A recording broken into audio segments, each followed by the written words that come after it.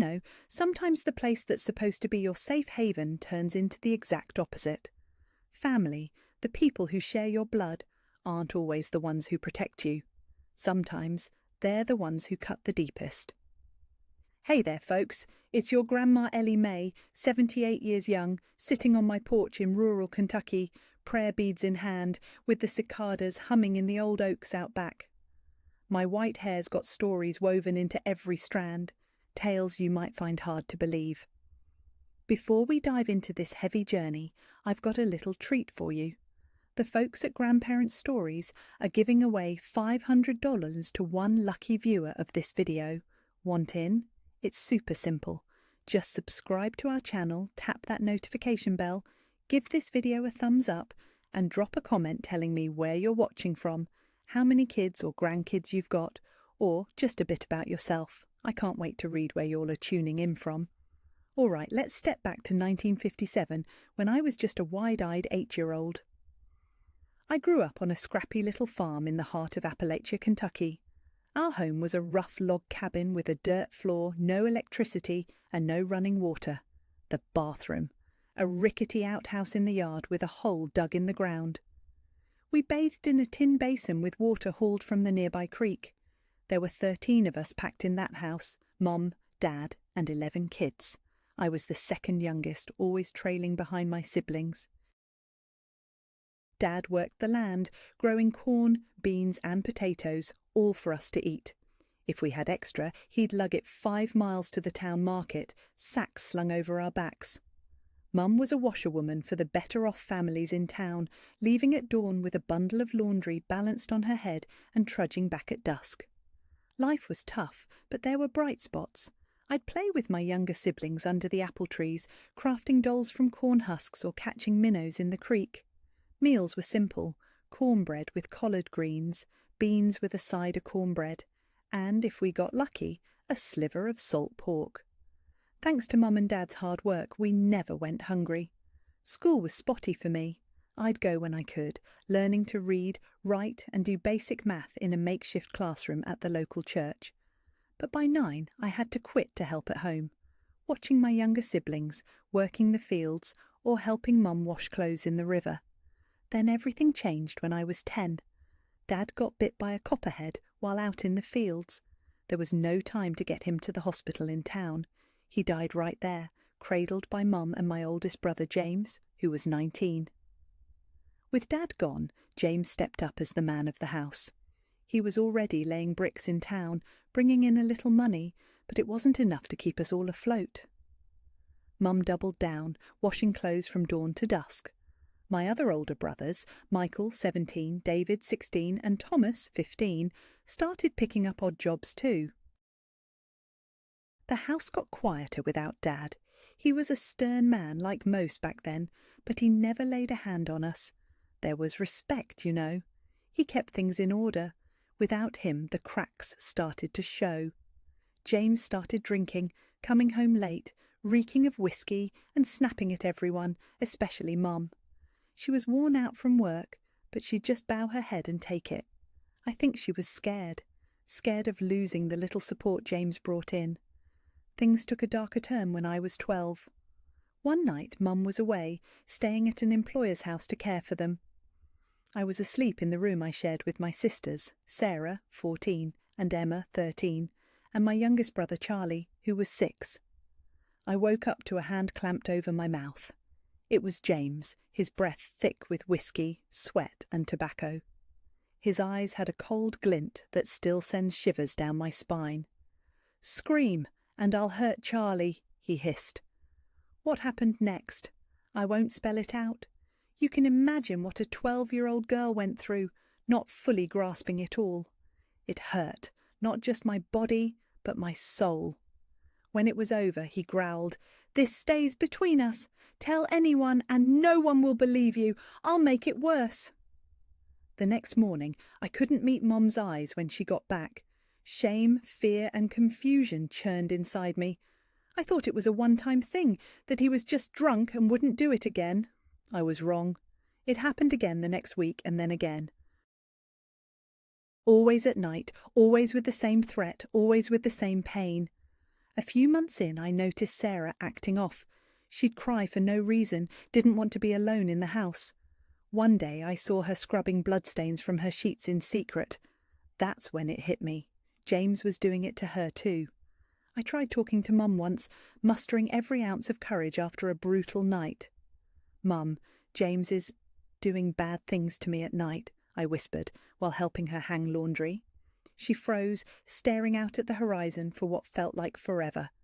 Then she turned to me and said, "Better you than me, honey. That's just how men are. Keep quiet and deal with it." Those words cut deeper than anything. My own mother knew and wouldn't do a thing. Maybe she was scared. Maybe she needed James's money. Maybe she'd been through something like it herself. I'll never know. Things only got worse from there. When I was 13, Michael started in too. He must have seen James and figured he could do the same. Then David joined, and later Thomas. By the time I was 14, 4 of my older brothers were abusing me. Each one would say the same thing. "If you're doing it with the others, you'll do it with me." Like I had a choice. Like I was the one to blame. If I cried or fought back, I'd get hit. Slaps, punches, my hair yanked hard.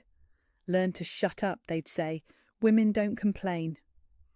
My body was covered in bruises, but no one asked questions. At school, on the rare days I went, I'd make up stories about falling or bumping into things. The teacher probably suspected something, but back then nobody poked into family business. The house was falling apart. James lost his bricklaying job because of the drinking. Michael got tangled up in gambling. David got arrested for a brawl at the general store. Thomas turned to the bottle too. Mum, already sick from overwork, carried the weight of keeping us fed. By 15, I did everything I could to stay out of the house. Helping Mum with laundry, running errands in town, anything to avoid my brothers. But it wasn't enough. One by one the others started too. Paul, John, Benjamin and Henry. As if it was their right, as if I was just something to use. How could people, my own flesh and blood, do this to a young girl? My sisters weren't spared either. Sarah tried to run away once, but they dragged her back. Emma got married at 14 to a man 3 times her age just to escape. She traded one nightmare for another. Her husband was no better. During this time, I started going to the town church, not because I had much faith left. How could I with all this? But it was a safe place, a few hours where no one could touch me. I'd sit in the back pew, soaking in the quiet. The priest, Father George, an older man with kind eyes, noticed me there every day. One Sunday after Mass he approached me. "Ellie, you're here all the time. Everything okay at home?" I almost spilled it all, almost screamed the truth, but fear stopped me, fear of what my brothers would do if they found out. So I just smiled and said, "I just like the peace here, Father." At 16, my life was a relentless nightmare. Work, suffer, cry in secret, pray for a miracle that never came. Then I noticed something. My period, always irregular from the hard living, hadn't come for over 2 months. My body, usually thin from hunger, was changing. A small bulge was forming in my stomach. I was pregnant. The worst part, I had no idea who the father was. It could have been any of my 8 brothers. I hid it as long as I could, wearing loose dresses, binding my stomach tight. But by 5 months it was undeniable. Mum noticed. "You little fool!" she shouted, slapping me so hard I hit the floor. "Messing around and now we've got another mouth to feed." I tried to tell her it wasn't my choice, that it was her son's. She wouldn't hear it. Maybe blaming me was easier than facing the truth about the boys she raised. When my brothers found out, they turned it on me too. "Who'd you sleep with in town?" they sneered, acting horrified, as if they weren't the ones sneaking to my bed at night. At least the abuse stopped during the pregnancy. For a moment I could breathe. My brother's cruelty seemed to pause during those final months of my pregnancy, maybe out of fear of harming the baby, or maybe because my changing body didn't spark the same twisted interest. But their silence only sharpened their words. They treated me like I'd committed some unforgivable sin, when really I was the one carrying the weight of their crimes. I spent those months working through the ache of my growing belly, eating whatever scraps they left me, and sleeping on the cold kitchen floor because they wouldn't let me share the room with my sisters and little brother anymore. Alone, scared, with a child growing inside me. A child I was starting to love, the only person who truly belonged to me. Lord, it's tough to dig up these memories, but I've got to share them.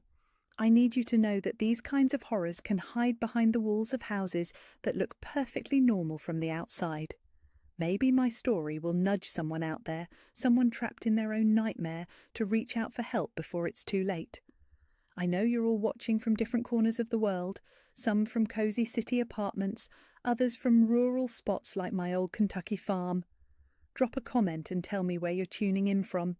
It makes this old grandma feel a little less alone on this journey of sharing my life.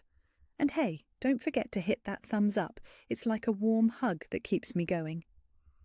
Back then, I was just a girl who should have been chasing dreams, playing with friends, or studying for a future. Instead, I was caught in a daily hell, betrayed by the very people meant to protect me. But the worst was still coming. The birth of my innocent baby girl would be stained by a cruelty that, even now, decades later, brings tears to my eyes. It was 1965, and my belly grew bigger every day, like a clock ticking down to a moment I both dreaded and longed for. Those final months were the loneliest of my life. My family treated me like I was diseased, eating last, scraping by on leftovers and hauling water from the creek, or scrubbing clothes on the washboard, even at 8 months pregnant. I'd see other girls my age walking to school, giggling about boys or dreaming of weddings, while I carried a secret that burned me from the inside out. The only place I found any peace was the church. I'd sneak there before dawn or late in the afternoon, claiming I was off to gather firewood. I'd slip into the last pew and pray, not even sure what for. A miracle? An end to the pain, however it might come. Father George, with his kind eyes, seemed to see right through me. "Ellie, whatever's weighing on you, God hasn't forgotten you, and I'm here too," he said one day, catching me crying after Mass. I almost spilled everything right then, the words clawing at my throat. But the memory of my brother's threats, my mother's cold dismissal, and the baby who'd rely on me alone stopped me. I swallowed my tears, thanked him, and went back to the hell I called home. That winter in Kentucky was brutal. The cold seeped through the cracks in our log cabin, and I shivered under a thin blanket on the kitchen floor. My body ached from the heavy work and the weight of pregnancy. My feet swelled so much my old shoes barely fit.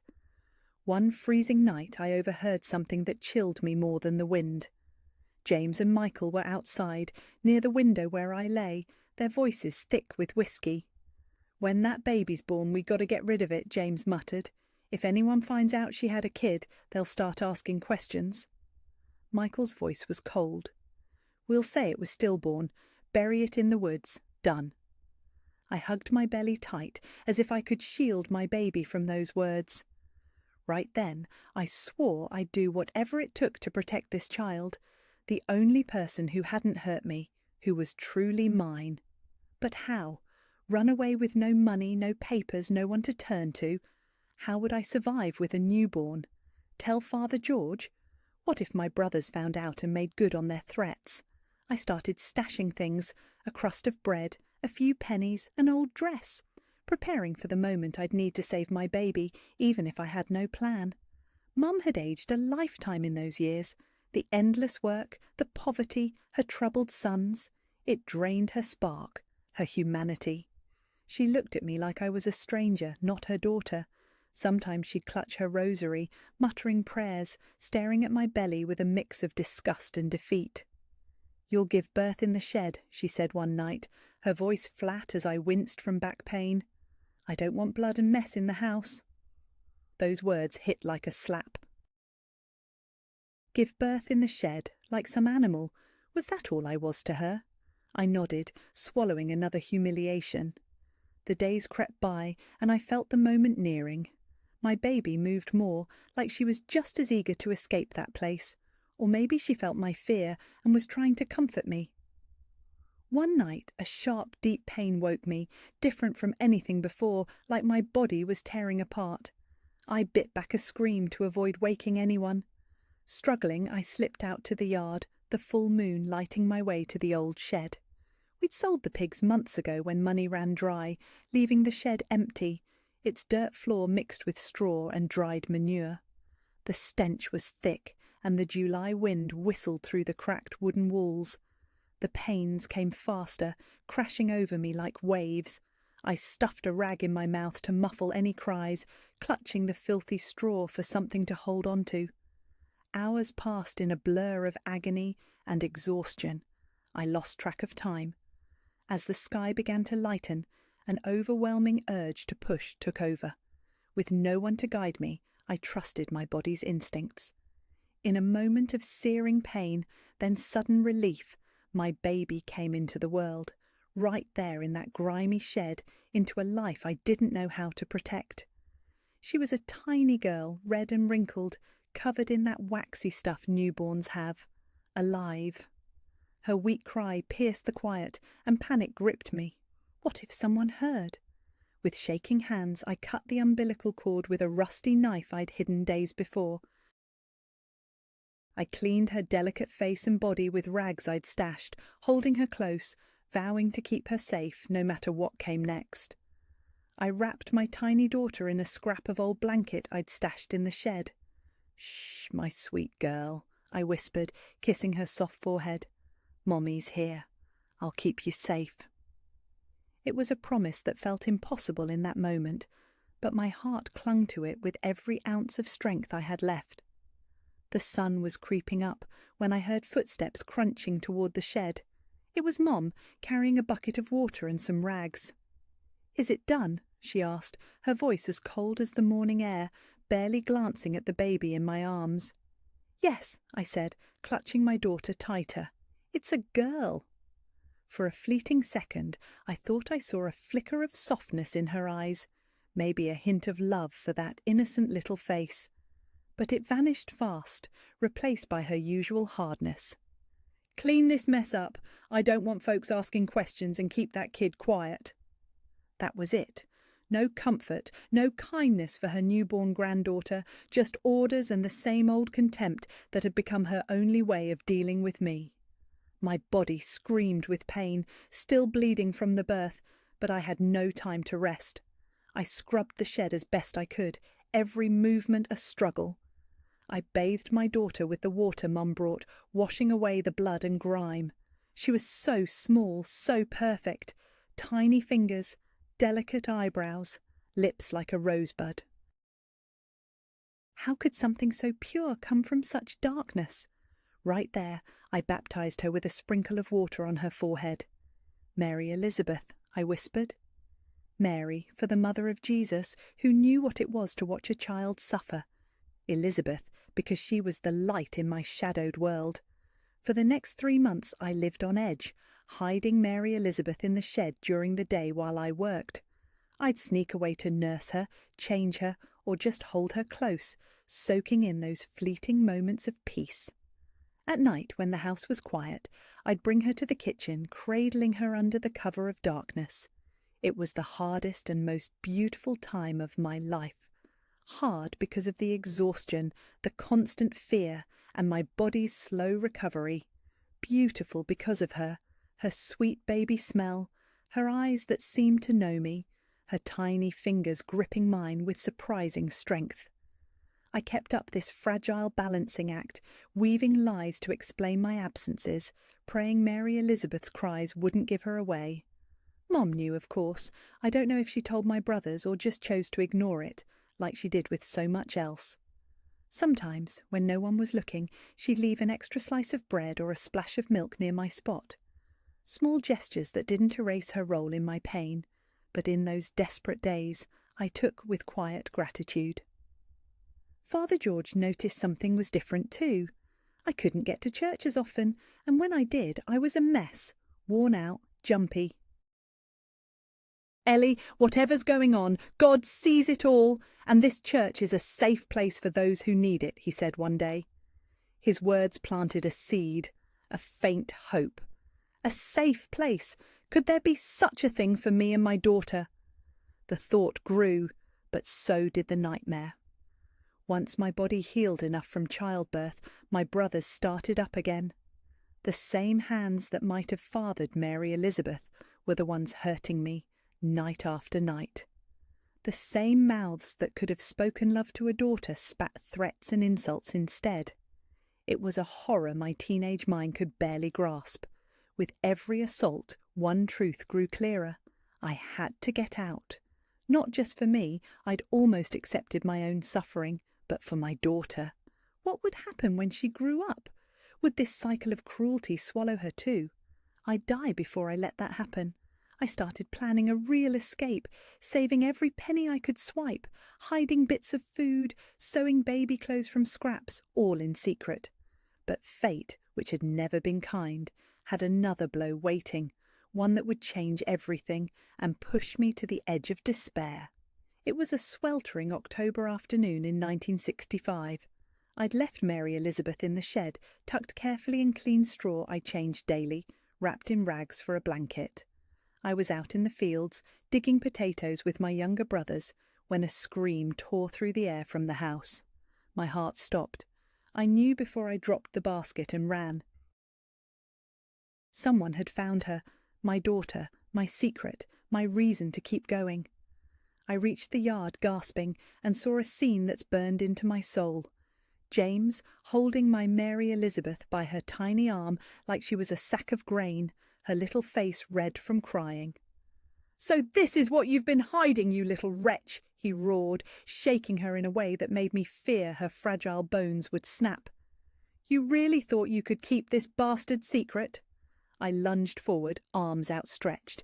"Please, give her to me. You're hurting her." James's laugh was cold, the kind that always came before something awful. "You thought you could raise this thing under our noses?" My other brothers started gathering, drawn by the shouts. Mum appeared in the doorway, her face a blank mask. "Mum, please," I begged. "She's your granddaughter. Help us." She just stared at the ground, her hands anywhere but at me or my crying baby. Her silence cut deeper than any words. James handed Mary Elizabeth to Michael, who held her with the same cruelty. "We're ending this now," Michael said. "Should have done it when she was born." "No!" I screamed, rushing toward them, but Thomas and David grabbed my arms, pinning me with bruising force. "Do whatever you want to me, but not her. She's just a baby." My cries meant nothing. I watched, helpless, as Michael walked off with my daughter toward the road to town.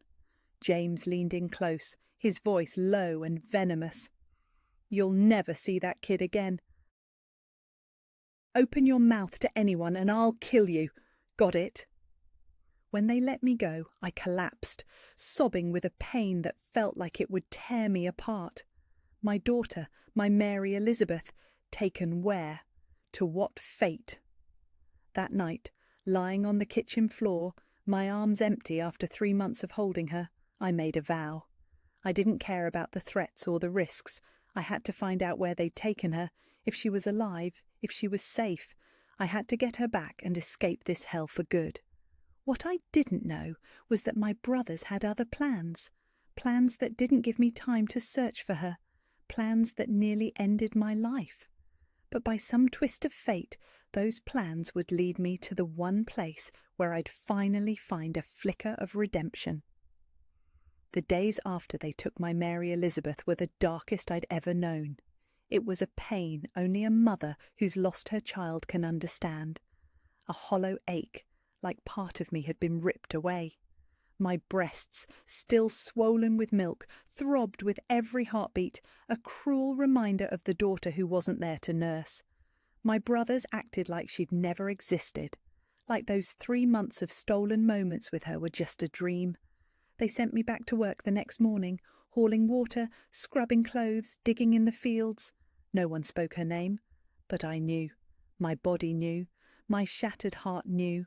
I tried to find out what happened to her, whispering questions to the few people I saw. A neighbour buying eggs, the peddler selling pots and pans. Heard of any baby showing up around here, maybe left at a church or with a family? No one knew anything, or maybe they just wouldn't say. James caught wind of my questions. One night he cornered me in the yard. "Still sniffing around for that bastard?" he snarled. "Give it up. She's long gone." But that word, she, lit a spark of hope. She. My Mary Elizabeth was alive, at least when they took her. It wasn't much, but it was enough to cling to. By 1966, I'd just turned 17. I wasn't the scared little girl who took everything in silence anymore.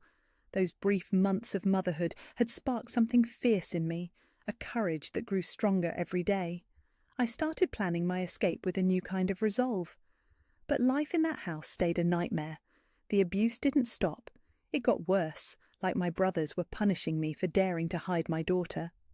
A burned pot of beans, a shirt not washed right. Any excuse brought slaps, hair-pulling, shoves. Mum was fading fast by then, worn down by years of gruelling work and poor food.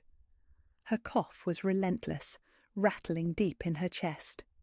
She was frail, a shadow of the woman she'd been, but still offered no remorse, no effort to shield me from the horrors under her roof. Then came the morning I woke up vomiting, my stomach churning so bad I couldn't keep down water. I thought it was bad food at first, but when it happened again the next day and the day after, a cold dread settled in. I was pregnant again.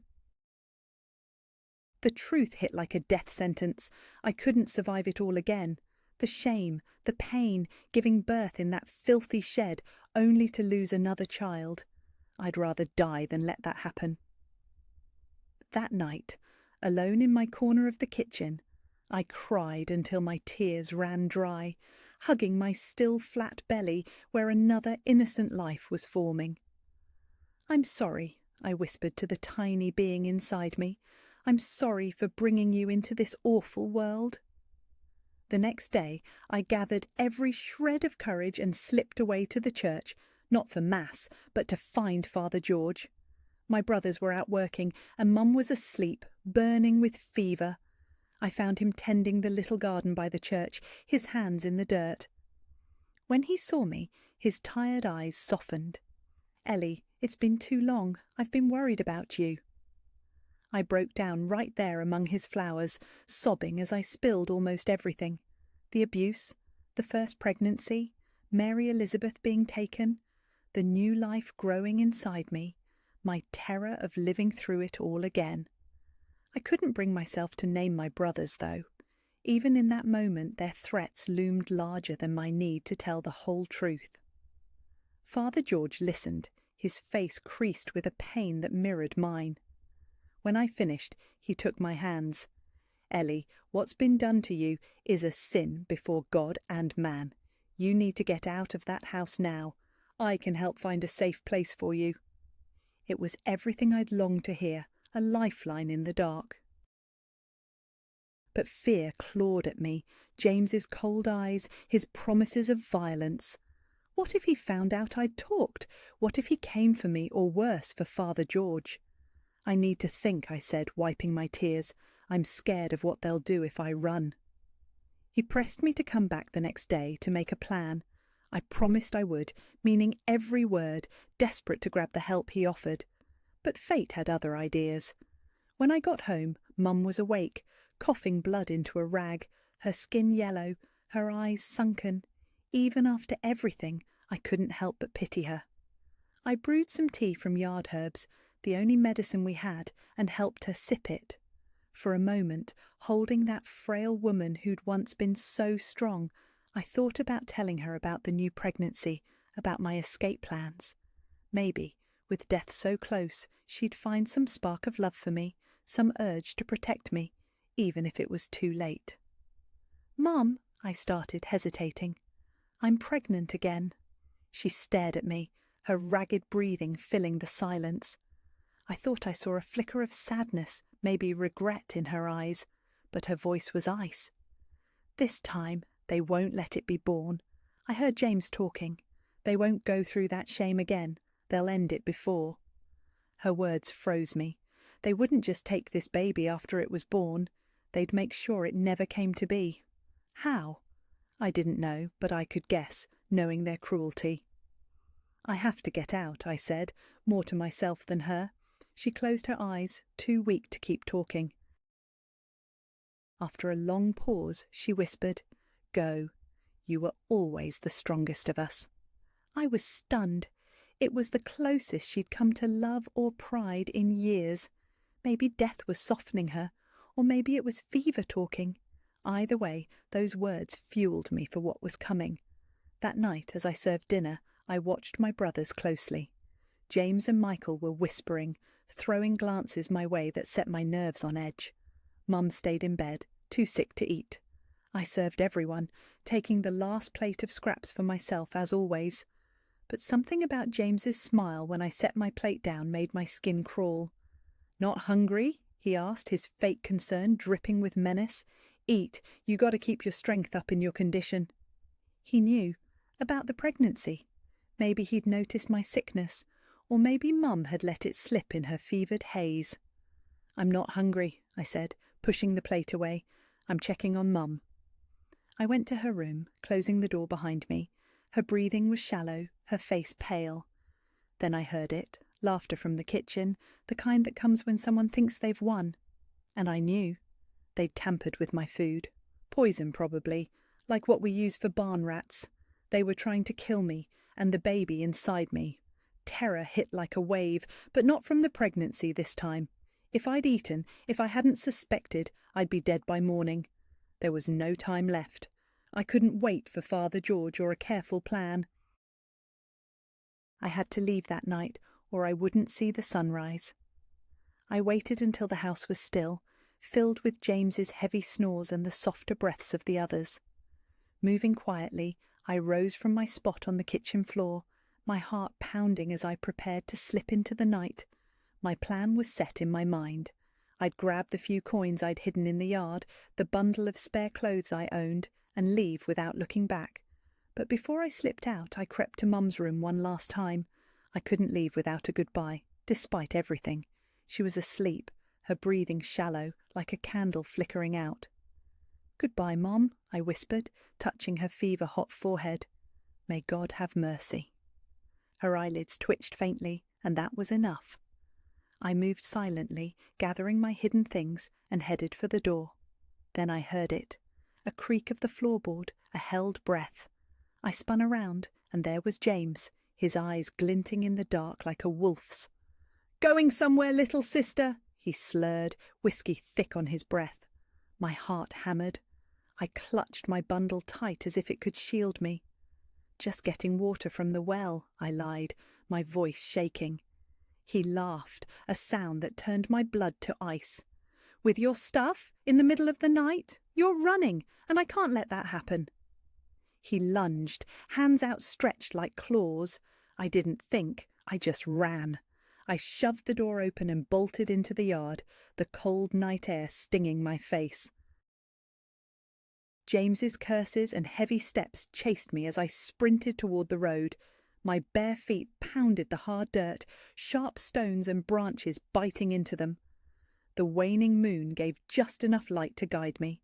His shouts grew fainter as I ran, my lungs burning, legs trembling.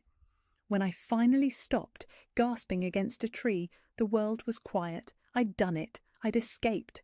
But now what? The nearest town, Lexington, was miles away. Father George's church was in the opposite direction, and going back wasn't an option. James might have already woken the others to hunt me down. I decided to keep moving toward Lexington. It was my only shot. I walked all night, resting only when my legs gave out. By dawn, I reached the edge of Lexington. To me, a girl who rarely left the farm, the town's stone streets and clustered houses felt overwhelming, like stepping into another world. People were starting their day, and I felt like a ghost among them. No one to turn to, no food, just a few coins that wouldn't buy much. Then a sharp pain hit my belly, not like the morning sickness, but deeper, scarier. I glanced down and saw blood staining my skirt, dark and wrong. Horror washed over me. I was losing the baby. Maybe from the strain of running, maybe from some trace of poison I hadn't dodged, or maybe because that tiny life, like Mary Elizabeth, wasn't meant for cruel world. I sank onto a quiet side street's curb, crying silently, for the physical pain, yes, but more for another child I'd never hold, for the hell I'd fled, for the terrifying unknown ahead. Across the street stood a church, not Father George's small chapel, but a grander one, its stone walls promising safety. I stumbled across, climbed the steps, and pushed open the heavy door. Inside it was cool and quiet, lit by candles and stained glass light. I staggered down the aisle, the altar seeming miles away. My legs gave out near it, and I fell to my knees, clutching the railing. Blood pooled beneath me, warm and relentless. "Help me," I whispered, to God, the saints on the walls, or anyone who might hear. "Please." Darkness closed in, a mercy that dulled the pain. The last thing I saw was a figure rushing toward me, a woman in a black and white habit, her face full of alarm and compassion. A nun? An angel, I thought, as I slipped away, maybe sent to carry me to heaven, or just maybe to save me. When I woke, I was somewhere new. White ceiling, clean walls, soft sheets under my aching body. For a moment I thought I'd died and reached paradise, so different from the hell I'd known. But the pain was too real for that. I tried to sit up, but a gentle hand stopped me. It was the nun from before, middle-aged, her serene face framed by her habit. "Stay still, child," she said softly. "You lost a lot of blood." Memories flooded back, the escape, the blood, the church. My hands flew to my belly, empty and sore. "The baby?" I asked, dreading the answer. She made the sign of the cross, shaking her head. "I'm sorry. We couldn't save it." Tears came again, for another life lost, one that wouldn't have to endure my world's cruelty, but that I'd never know. I stayed in the convent's small infirmary for 2 weeks. Sister Grace, the nun who'd found me, had called the town doctor.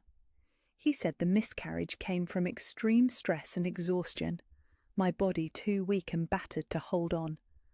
The nuns cared for me with a kindness I'd never known, feeding me, tending my bruises, giving me clean clothes. They didn't judge or pry, just let me heal. When I was stronger, Sister Grace sat by my bed. "Do you want to tell us what happened, child? Who did this to you?" The words poured out like a dam breaking.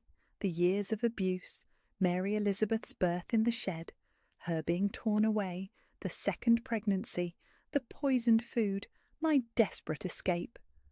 I spoke until I was empty, each word pulling poison from my soul. Sister Grace listened, holding my hand, her eyes brimming with tears. When I was done, she wrapped me in a hug, a real motherly embrace, the first I'd ever felt. "You're safe now," she said. "No one will hurt you here." For the first time in my life, I believed someone. Soon, Sister Agnes, the convent's Mother Superior, came to talk about my future.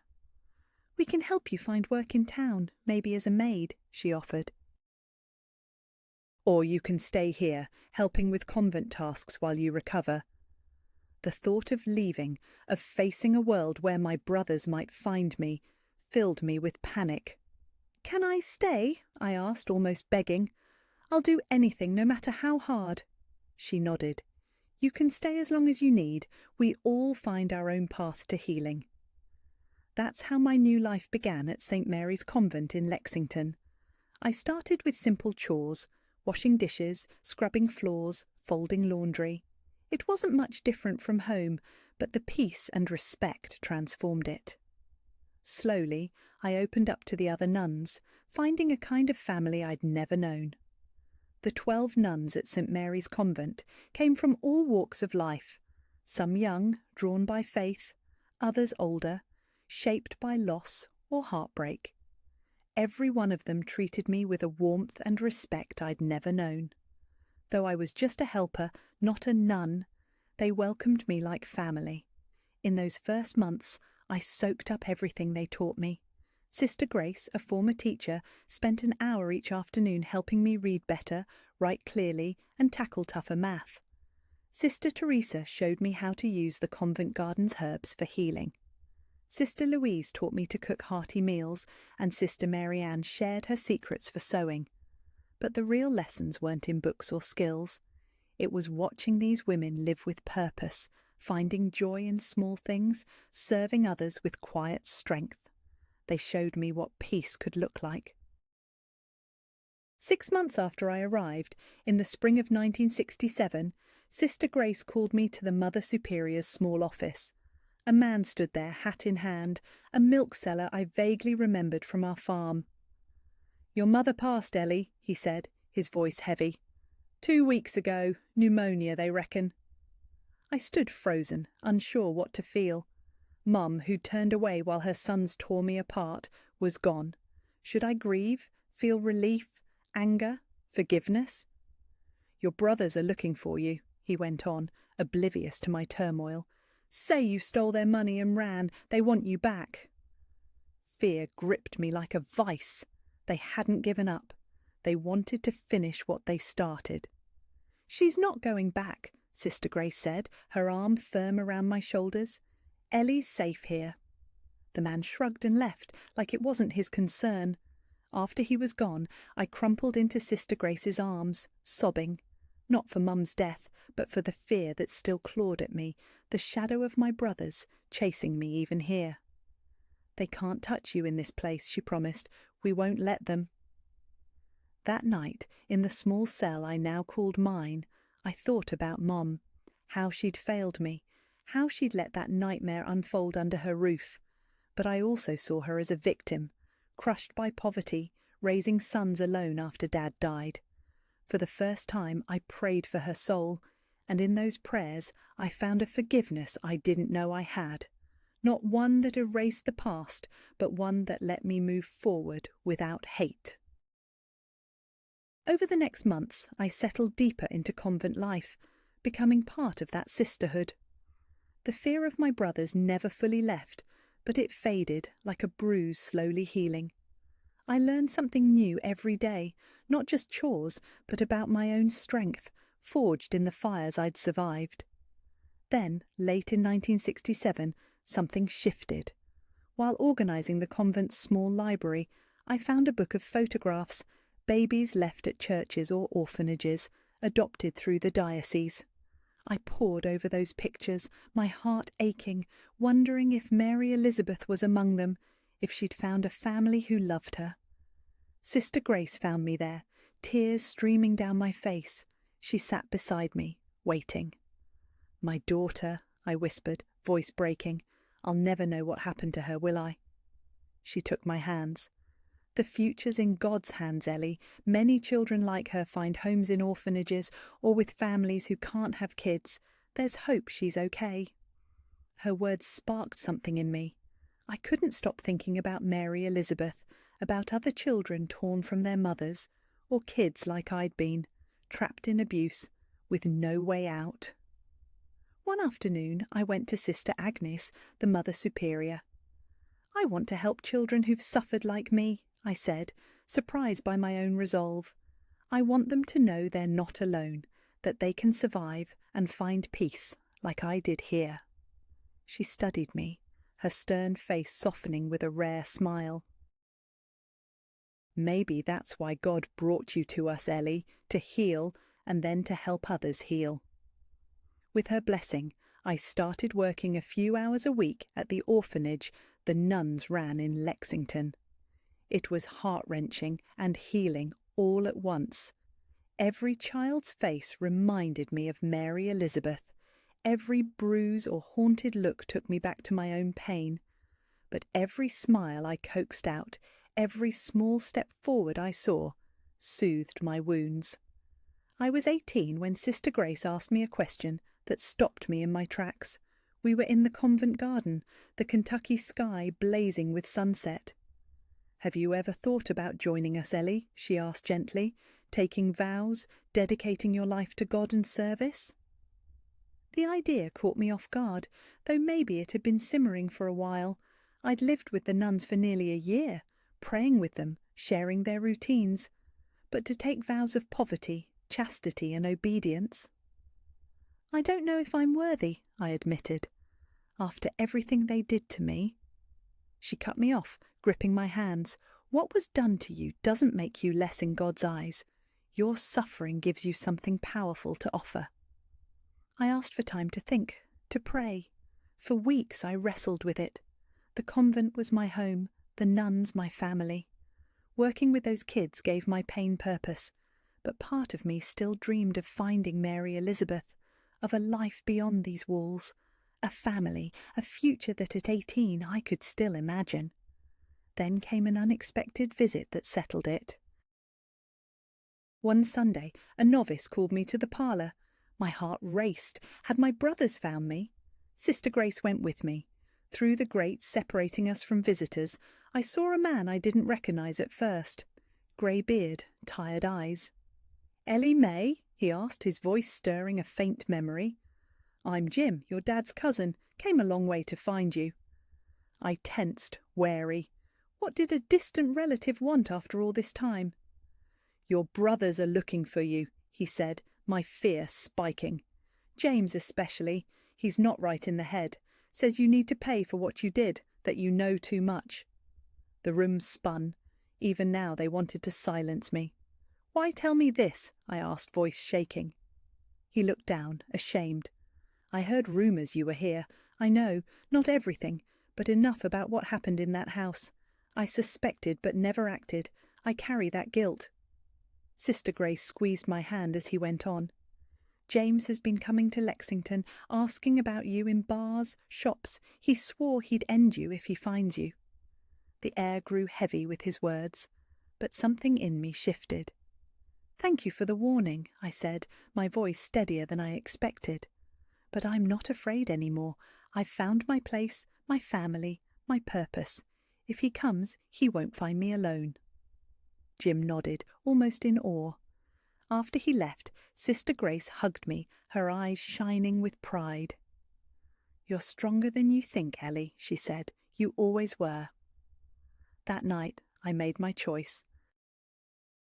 If James really tracked me down, the convent was the safest place I could be.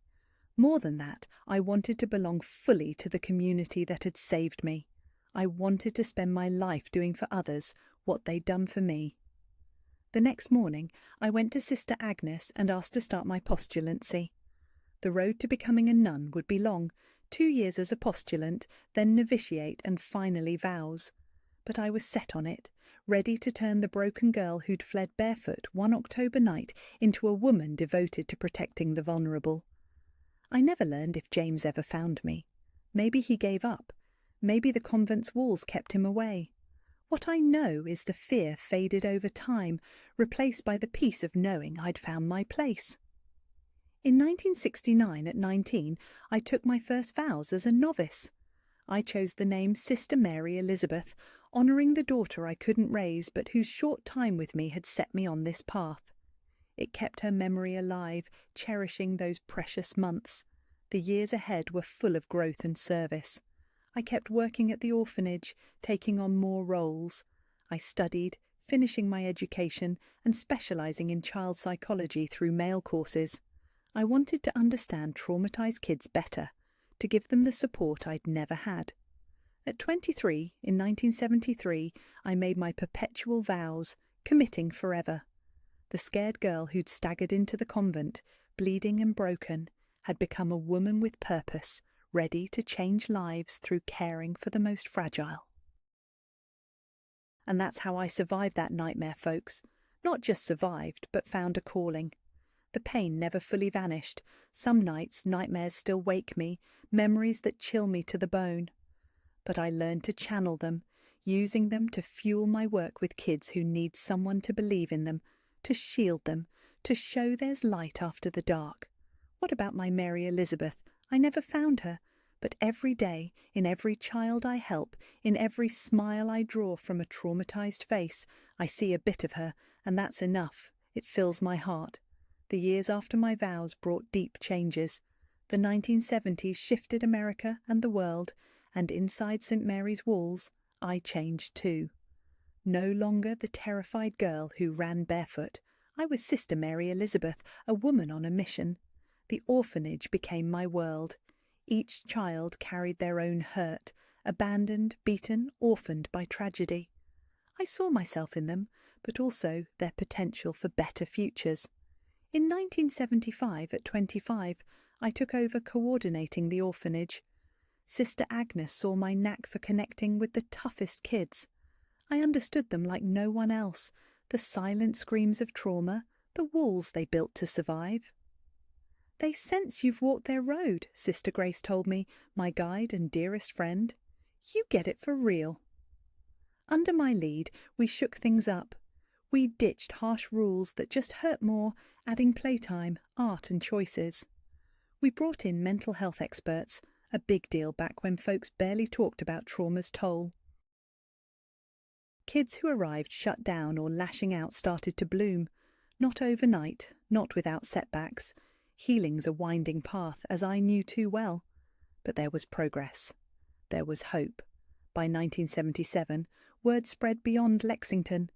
Educators, orphanage reps, even officials visited to learn our ways. We grew. More kids, more staff, more funds. With it came headaches, paperwork, politics, donor demands that didn't always fit our vision. On tough days, I'd retreat to the chapel, reconnecting with my calling. I prayed for the kids, for the girl I'd been, for the young mum who lost 2 children, even for my brothers. Not out of superiority, but because hate's like poison you drink yourself. One prayer afternoon in 1979 shook my peace. A novice fetched me, a visitor in the parlour. My heart raced. Old fears never fully die. But it was Teresa, a social worker my age from Louisville, with 2 colleagues. "We came to learn from your work, Sister Mary Elizabeth," she said. "It's revolutionary." Revolutionary. We were just doing right by the kids. Our talk flowed, sharing ideas on ditching old punishments for better care. "You see past the trouble to the hurt child," Teresa said. "It's not a gift," I replied, tears welling. "It's what I lived." That meeting sparked more. In the 1980s, as America changed, with the Child Abuse Prevention and Treatment Act of 1974 funding protections and hotlines, and states adding reporting laws, I travelled to orphanages, conferences, trainings. Always true to my vows, but reaching farther. Surprisingly, I influenced policies, sharing insights from my pain and work. Our orphanage became a model. Me, with my spotty schooling, wrote articles, gave talks, trained teams, all while keeping kids first, each with their unique needs. In 1987, something rattled me. Returning from a Chicago conference, I spotted a face at Louisville's bus station. Aged, worn by drink, but unmistakable. James, my first abuser, the ringleader. He didn't see me in my habit. He looked small, broken, stumbling in rags. Life hadn't been kind. I considered confronting him, showing who I'd become despite him. But his eyes held the same darkness, no regret. I let him go, not from fear, but because it wouldn't change a thing. It wouldn't restore my childhood or my children. That glimpse reopened old wounds. Nightmares returned. I'd wake screaming. Sister Grace, elderly but sharp, found me in the chapel at 3 a.m. "What's wrong, dear?" I told her about James, how it stirred everything up. Then I confessed, part of me still searches for Mary Elizabeth in every child, every young woman her age. "It's natural," she said, holding my hands. "She's in you forever. But you've mothered hundreds, understanding, healing, changing lives." Her words soothed, but planted a seed. Maybe I could try finding my daughter. In the late 80s and 90s, as the Adoption Assistance and Child Welfare Act of 1980 boosted protections, my work grew, trainings, consults. At a 1992 DC seminar, I met a children's court judge. I shared my journey, not the darkest parts, then confided about Mary Elizabeth. Any way to learn her fate after 30 years? She was kind but honest. Without records, it's near impossible. Informal handoffs were common then. But she offered. Give details. I'll check old files. At 42, I started the long-shot search. Birth date, Lexington area, my brother's names. Slim odds, I knew, months passed quietly. Work, prayers, life. Then her letter came. No records, no matches. If Mary Elizabeth lived, and I prayed she did, her story was lost. Your work has saved hundreds, she wrote. That's the purpose from your pain. Tears fell, mixed with gratitude and acceptance. Some answers stay hidden. Some cycles don't close as we wish. The 90s brought more shifts. Our orphanage grew into a family support centre, preventing abandonment, prepping adoptions. In 1997, at 47, I joined a National Children's Rights Commission, shaping policies to spare others my fate. I started sharing my story wider, not all details, but the triumph over pain. Write a book, a young nun suggested after a talk. It scared me, but I saw the reach. In 1999, at 49, I began. Tough nights reliving it all, but words flowed too. Sister Grace read first, cheering me on. From Darkness to Light, a journey of healing and redemption, hit shelves in 2001. Not a blockbuster, but it touched survivors, pros, faith folks. Decades flew by with joys and trials. The centre evolved. I aged, but stayed committed. Sister Grace passed in 2005 at 92, a deep loss. She'd been my spiritual mum. In 2010, at 60, breast cancer hit. Surgery, treatments. It slowed me, taught me to receive care. Reflection deepened my gratitude for lives touched. I beat it, shifting to advising younger staff. In 2015, the government honoured me with the Medal of Social Merit for child protection work. In DC, surrounded by colleagues and grown orphanage kids, now parents themselves, I thought of my path. Abused farm girl to nun, changing lives. Today, at 78, I look back with sorrow and thanks. Sorrow for unfixable pains, unanswered questions. Thanks for the life built, the good done, the kids helped. I think of Mary Elizabeth daily. She'd be 58. Alive, happy, with family? I'll never know. But I've turned that ache into strength, still working as I can. That's why I'm sharing this, friends. So you know even the darkest nights end. Healing's possible. Purpose awaits beyond loss. If my tale moved you, hit like and subscribe. Each one helps spread hope to those in storms. Comment where you're watching from. I love seeing our grandparents' stories, family span the globe. It reminds me we're in this together. Life's a winding road, dears. We can't pick every twist, but we choose how to walk it, turning pain into growth, scars into bridges to hurting hearts. That's real freedom, real healing. A big hug from this grandma who learned the hard way. Your greatest strength shines when you feel weakest. Take care and remember, there's always light ahead. Goodbye.